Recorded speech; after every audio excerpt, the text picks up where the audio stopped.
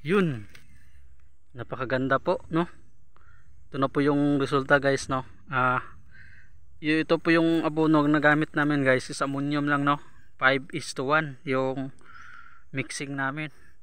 5 kilo na ammonium saka 1 kilong complete. Yun po yung mixing namin, kasi nga dinagdagan namin ng 1 complete para meron na siyang makain na phosphorus at saka potassium kahit bata pa siya. Tapos guys, ito no, ito sa stage na to guys, kailangan na natin mag-abono. Gawa nga baka malapit na itong magdala ng bunga. Yan po, napaka verde po niya. Yan po, hanggang doon sa ibaba. So by on Sunday na, no, Sunday o Saturday bukas,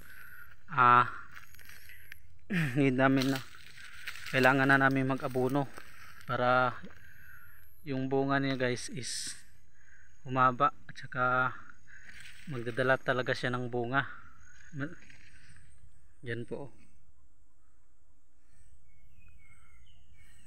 yan po, ganun lang ang mix na natin guys. So ibahin na natin yung mix. So hati-hati na, no, 50-50 na kung ilang kilo na ammonium, yun din ang complete. Kasi nga ang complete guys is pang ano na yun, pang dagdag na yun sa bunga, no, nagpo-focus na siya sa bunga.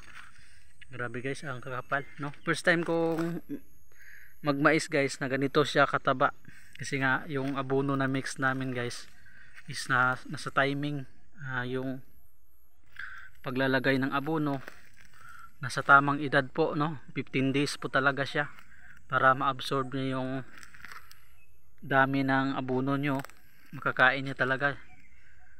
Yan po, variety pala nito guys is ano lang to, no, sige-sige.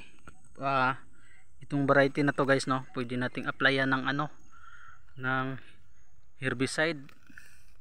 Kaya makita nyo guys dito, napakalinis po sa ilalim po.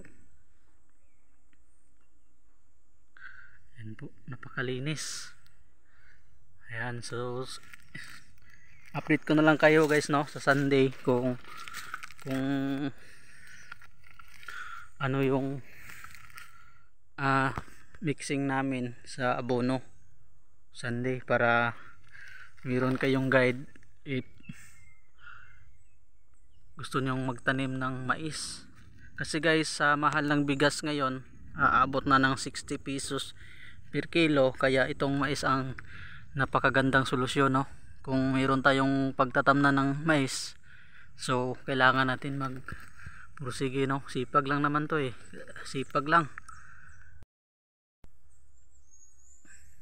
So kailangan talaga ng sipag pag nagtanim tayo guys, no.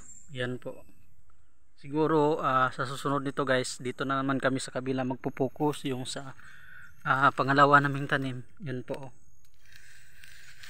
ito na siya, matapos naming applyan ng ammonium. So itong variety na to guys, ano pa to, sige-sige pa rin, pero ito siya, second generation. So maganda pa to guys, no, dito masyadong mahaba, matangkad, kasi nga second generation pa. Yan po guys, so umiipik na po yung ammonium na nilagay namin last week. Yan po, medyo bumulas na siya hanggang doon sa itaas. Yun, di pa masyadong makita kasi nga madamo pa, kailangan pa namin mag-spray ng herbicide. So yun lang muna guys, no, kasi nga umuulan na. Yan po, nangingitim na yung langit, kaya need na nating bumaba, no, kasi nga yung spot namin nasa ibabaw kami ng ano, ng bundok. So yun lang muna guys, God bless. So guys, ito yung ano, no, mixing natin sa abono. Kahapon nga bumili kami ng ammonium at saka complete. So ito guys, pag malapit ng mamunga, iba na naman yung mixing natin, no. Ang gagawin natin is ano na siya, 5:2 na yung mixing natin. 5 kilong ammonium tapos 2 complete, para sa bunga niya guys is matataas yung bunga at saka yung ano niya, malaman yung bunga niya. Yun pong sikreto guys, para humaba yung ano niya guys. Kaya nang dati guys, so ito yung na-harvest namin, yan po, kulang to sa complete. Kaya ngayon dinagdagan namin ng isang kilo, kasi last time guys 5:1 yung ano namin, ngayon na is 5:2 na yung mixing, no? So yun po.